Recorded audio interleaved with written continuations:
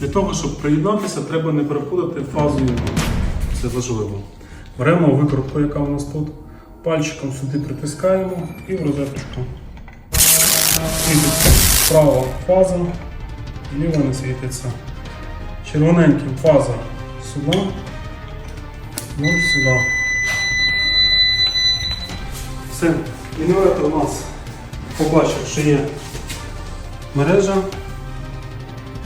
перемкнувся в байпас і зараз він повинен заряджати акумуляторну батарею. Такий шум, тому що на струм, дивіться, зараз 22, 23.